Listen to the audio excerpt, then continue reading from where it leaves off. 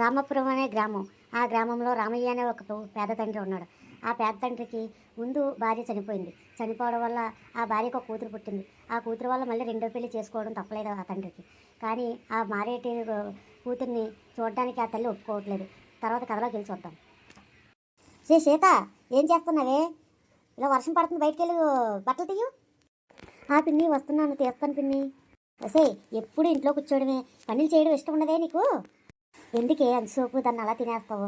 అది ఎంతసేపు ఏదో పని చేస్తూనే ఉంటుంది కదే, దాన్ని ఎందుకే సాధిస్తూ ఉంటావు? మీరు చెప్తున్నారు నేను మారేడు తల్లిని అందరికీ గుర్తు చేయడానికా నేను సాధిస్తున్నానని చెప్తున్నారు? నేను అలాగ అనట్లేదే. నువ్వు మారేడు తెలివని నేను ఎవరైనా చెప్పట్లేదే, నువ్వే చెప్పుకుంటున్నావు అలాగని. పిన్ని, మీరిద్దరు గొడవ పడకండి పిన్ని, నేను బట్టలు తీసి తెచ్చేస్తాను. నా దప్పగించావే నువ్వు, అంతా నీ వల్లే.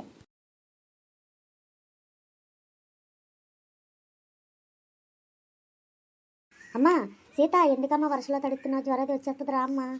నాన్న, పిన్ని వర్షం పడుతుంది, బట్టలు తీయమన్నది నాన్న. ఇక్కడెక్కడో బట్టలు కనిపించలేదు నాన్న. అమ్మా సీత, బట్టలు ఎప్పుడూ పిన్ని తీసేసిందమ్మా. నేను వర్షంలో తడమని చెప్పడానికి అలా చేసింది. జ్వరం వచ్చేస్తుంది రా అమ్మా. సీత, వస్తున్నాను నాన్న. ఏంటి సీత అలా వణుకుతున్నావు?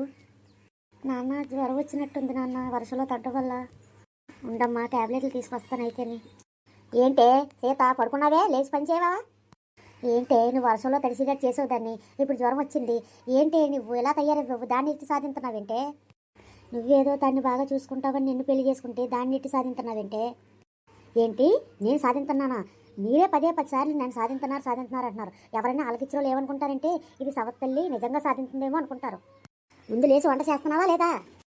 ఏంటే నువ్వు? ఏంటి నా మీదే చెయ్యెత్తారా కొట్టడానికి? చెప్తానుండండి మీ పని. ఏంటే ఆ గీత ఉంది కదా, దాన్ని సాయం చేయమనొచ్చు కదా, దానికి ఒంట్లో బాగలేదు కదే, 2 రోజులు రెస్ట్ తీసుకొని వచ్చు కదే. సే గీత, గీత. ఏంటి నాన్నగారు, ఏంటి పిలుస్తున్నారు? ఏంటే ఆ డ్రెస్? ఏంటే మీ అమ్మ నీకు సంస్కారం నేర్పించట్లేదే? నాన్న, నాకు ఈ డ్రెస్సే నచ్చింది నాన్న. మీ అమ్మ నీకు అలాంటి డ్రెస్సులు కొంటుందే, మరి నా దగ్గర తీసుకున్న డబ్బులు నీ డ్రెస్సులకే వస్తున్నట్టున్నాయి. ఏంటి అంచోపు దాన్ని ఆడిపోసుకుంటారు? అది కూడా మీ కూతురే కదా, మీ కొడుకుని పుట్టిందే కదా.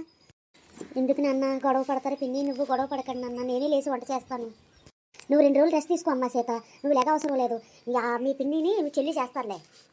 ఏమండి, గీతాకి మంచి సంబంధం చూసానండి, దానికి పెళ్లి చేద్దాం అనుకుంటున్నాను. ముందు పెద్దదానికి పెళ్ళి అవ్వకుండా చిన్నదానికి ఎవరైనా పెళ్లి చేస్తారంటే పెద్దదానికి పెళ్లి చేసిన తర్వాత చిన్నదానికి చెయ్యాలి. నాకు అదేమీ తెలియదు. నా గీతాకి మంచి సంబంధం వచ్చింది, నేను పెళ్లి చేస్తాను. తర్వాత దాని ఇష్టం, దాని తలరాత ఎలాగుంటే అలాగ అవుతుంది. ఎంతైనా అది నీకు మారేడు కూతురనే కదా నువ్వు ఇలా చేస్తున్నావు, అది చాలా తప్పే. నిన్నేదో పెళ్లి చేసుకుంటున్నాను ఎందుకంటే దాన్ని బాగా చూసుకుంటావని, ఇలా చేస్తావు అనుకోలేదే. దాన్ని ఎందుకు బయట చెప్తున్నాను, అది ఎక్కడ నచ్చేది బయట ఎలా చేసుకుంటావు అలా చేసుకో.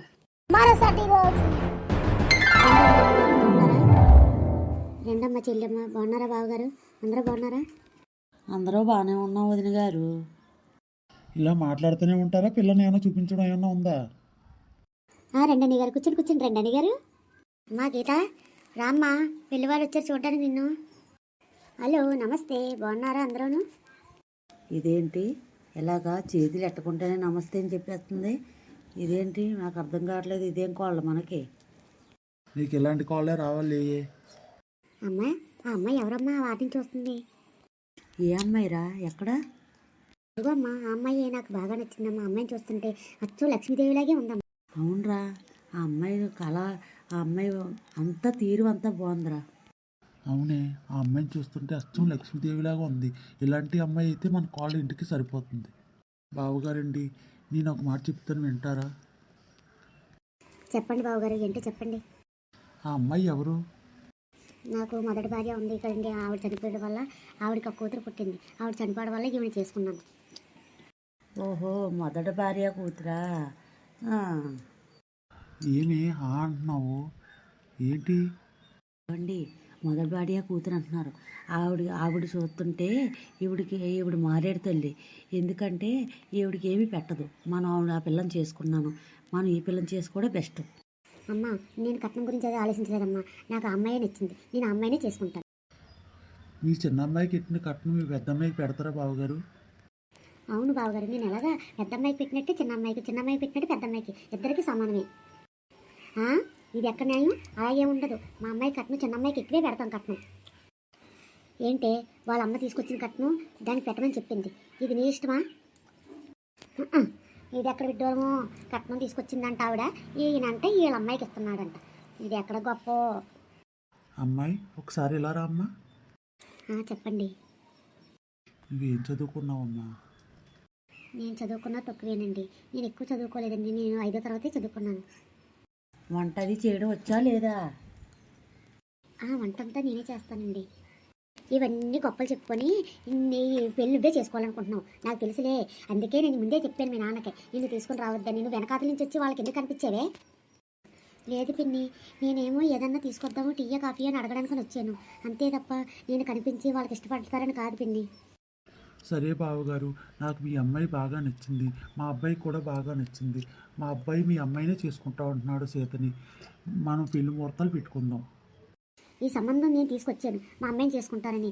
దీన్ని ఇష్టపడ్డారు ఏంటండి మీరు? ఏంటి చెల్లమ్మ, ఎవరు రాత ఎవరికి రాసి పెట్టారో మనం చెప్పలేం కదా. మా అబ్బాయికి మీ అమ్మాయి పెద్ద అమ్మాయి నచ్చింది, ఇదే ఫిక్స్. మీకు ఈ వీడియో నచ్చినట్లయితే లైక్ చేసుకొని సబ్స్క్రైబ్. మీకు ఈ వీడియో నచ్చిందండి అయితే లైక్ చేయండి, సబ్స్క్రైబ్ చేసుకోండి, కింద ఉన్న బెల్ టిక్ అని కొట్టండి. అసలు మీకు మా వీడియోలు నచ్చుతున్నాయండి? లైక్ చేయండి ప్లీజ్ అండి, సబ్స్క్రైబ్ చేసుకోండి. ఈ వీడియో నచ్చితే లేదో మీరు చెప్పండి, ఎలాగైనా కామెంట్లో పెట్టండి. మీకు ఏ వీడియోలు వస్తాయో అది చేస్తాం.